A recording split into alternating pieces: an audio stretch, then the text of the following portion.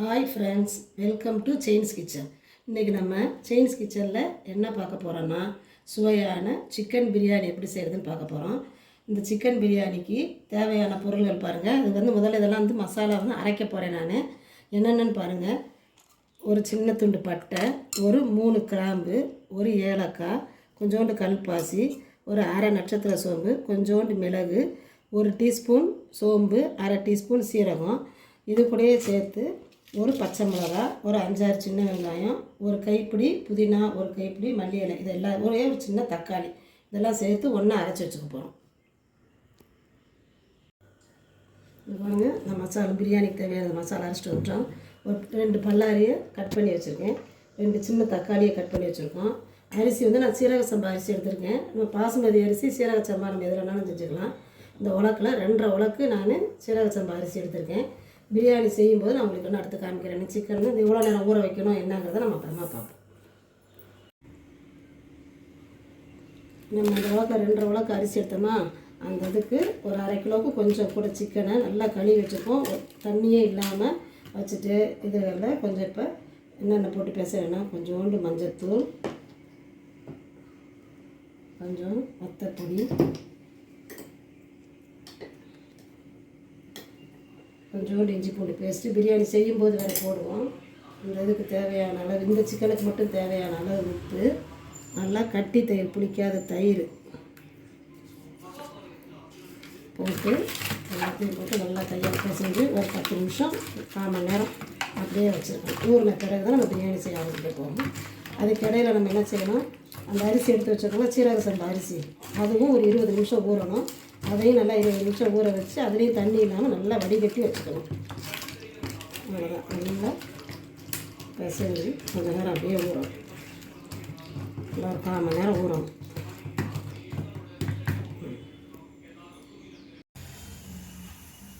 இப்போ பிரியாணி நம்ம செய்ய ஆரம்பிக்கலாம். நம்ம ஏற்கனவே அந்த சிக்கனில் தயிர்லாம் போட்டு வச்சோம்னா நல்லா மேலே இருக்குது. அரிசியை நல்லா கழுவி அதையும் நல்லா ஊற வச்சுருக்கோம். அதுக்கப்புறம் எண்ணெய் காஞ்சோடனே வேறு எதுவும் ஏற்கனவே நம்ம இந்த பிரியாணி மசாலாக்குள்ள பொருள்கள்லாம் அரைச்சிருக்கனால இன்னும் ஒரு பிரிஞ்சி இலை, ஒரு இந்த ராஜஸ்தான் முக்கு, கொஞ்சோண்டு சோம்பு, அதை மட்டும் தாளிக்கிறதுக்கு நம்ம போட்டால் போதும். போட்ட பிறகு பொரிஞ்சோடனே அதே எண்ணெயில் கொஞ்சம் பொடியாக நறுக்கணும். புதினா மல்லி போட்டோம்னா அந்த எண்ணெயில் வளர்க்கும்போது வாசனை சூப்பராக இருக்கும். இதனால் கொஞ்சோண்டு நெய் நம்ம லைட்டாக வதங்கினோடனே கட் பண்ணி வச்சுருக்கோம் வெங்காயம்.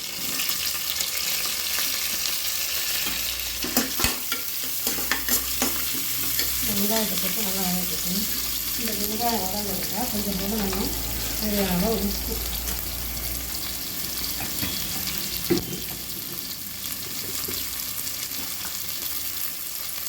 கொஞ்சம் போல் மஞ்சள்,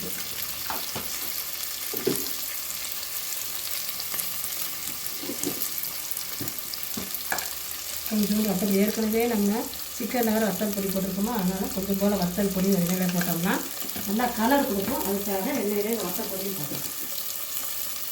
போட்டு எல்லாத்தையும் ஒன்றா வரும்.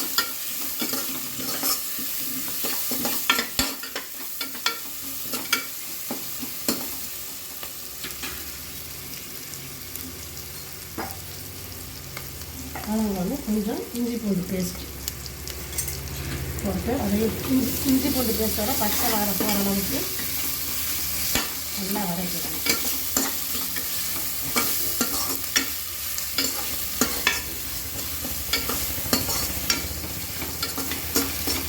அதுக்கப்புறம் நம்ம கட் பண்ணி வச்சுருக்க தக்காளியும் நல்லா சாஃப்ட் ஆகணும். கொஞ்சம் ஸ்லோ ஃப்ளேமில் வச்சு கொஞ்சம் வதக்கணும்.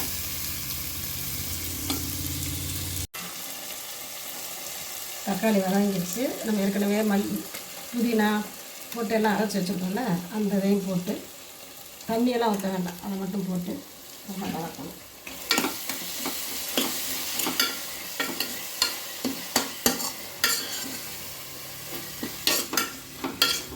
போட்டுட்டு மேரினேட் பண்ணி வச்சுருக்கோம்ல இந்த சிக்கனையும் போட்டு நம்ம எதுவுமே தண்ணியே ஊற்ற வேண்டாம். ஊற்றிட்டு நல்லா ஒரு 10 நிமிஷம் சிம்லேயே வச்சு இந்த சிக்கன் கொஞ்சம் வேகிற அளவுக்கு எல்லாம் அந்த மசாலா ஒன்றா சேர்கிற அளவுக்கு நல்லா கலந்து விட்டுட்டு இதுலேயே ஒரு 10 நிமிஷம் வேகும். சிக்கன் வெந்த பிறகு தான் நம்ம தண்ணி ஊற்றி அதுக்கப்புறம் அரிசி ஒரு 10 நிமிஷம் விசுவாசம் சிக்கன் நல்லா வேகட்டும். அப்புறமா நல்லா கலந்து தண்ணியெல்லாம் ஊற்ற வேண்டாம். ஒரு 10 நிமிஷம் வேகட்டும். நாங்கள் 10 நிமிஷம் போல் நல்லா வச்சு நல்லா சிம்லேயே வச்சு வதக்கியிருக்கோம். நல்லா இந்த சிக்கன் கலர் மாதிரி வெந்து வந்துருச்சு. இப்போ ஏற்கனவே அரிசி 2 டம்ளர் எடுத்து வச்சோம்னா ஒரு டம்ளருக்கு 2 டம்ளர் தண்ணி ஊற்றணும். அதுக்கு நம்ம இப்போ 5 டம்ளர் தண்ணி எடுத்து வச்சுருக்கேன். தண்ணியை ஊற்றி தண்ணி நல்லா கொதிக்கணும். கொதித்த பிறகு தான் நம்ம அரிசி வைக்கணும். தண்ணி கொதிக்கணும். நம்ம ஏற்கனவே உப்பு போட்டுக்கோம்ல, நம்ம உப்பு பார்த்துட்டு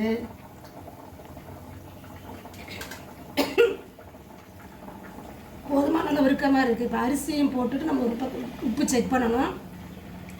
செக் பண்ணும்போது ஒரு கல் தூக்கலாக இருக்கணும். அப்போ தான் பிரியாணிக்கு நல்லா டேஸ்ட்டாக இருக்கும். அரிசியை போட்டுட்டு நம்ம செக் பண்ணிக்கணும்.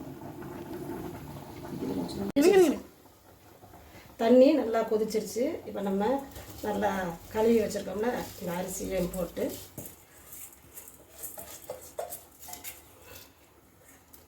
தண்ணியே இருக்கக்கூடாது அரிசியிலையும். ஏன்னா அப்புறம் கூடி வச்சுன்னா பிரியாணி குழஞ்சிரும். அதனால் இந்த 2 பங்கு தண்ணி எடுத்து வச்சுக்கோங்க. அவ்வளோதான். அரிசியை போட்டு லேசாக கிளறி விட்டுட்டு இப்போ ஒருக்க நம்ம உப்பு செக் பண்ணி பார்க்கணும். செக் பண்ணி பார்க்கும்போது ஒரு கல் உப்பு கூட இருக்கணும். அப்போ தான் பிரியாணிக்கு கரெக்டாக இருக்கும். அவ்வளோதான். கொதித்தோடனே நம்ம மூடி வச்சுட்டு ஆவி வந்தோடனே விசில் போட்டு ஒரு விசில் வச்சு சிம்மில் வச்சு 10 நிமிஷம் ஆஃப் பண்ணினா பிரியாணி ரெடி. நம்மளுக்கு முடிஞ்சோடனே உங்களுக்கு காமிக்கிறேன். பிரியாணியை பாருங்கள், நல்லா எடுத்து ஓப்பன் பண்ணிட்டோம். நல்லா சூப்பராக உதிரியாக சிக்கன் பிரியாணி ரெடி ஆயிடுச்சு. பாருங்கள், சூப்பரான அளவுகளோட சிக்கன் பிரியாணி ரெடி ஆயிடுச்சு. சைட் டிஷ்ஷுக்கு தயிர் பச்சடி, சில்லி சிக்கன் காம்பினேஷன் வச்சு சாப்பிட்டோம்னா சூப்பராக இருக்கும். இதே மாதிரி அளவுகளோட நீங்களும் உங்கள் வீட்டில் சிக்கன் பிரியாணி செஞ்சு பாருங்கள். இந்த வீடியோ பிடிச்சிருந்தா லைக் பண்ணுங்கள், ஷேர் பண்ணுங்கள், கமெண்ட் பண்ணுங்கள். உங்கள் ஃப்ரெண்ட்ஸ் அண்ட் ரிலேட்டிவ்ஸ்க்கு ஷேர் பண்ணுங்கள். தேங்க்ஸ் ஃபார் வாட்சிங்.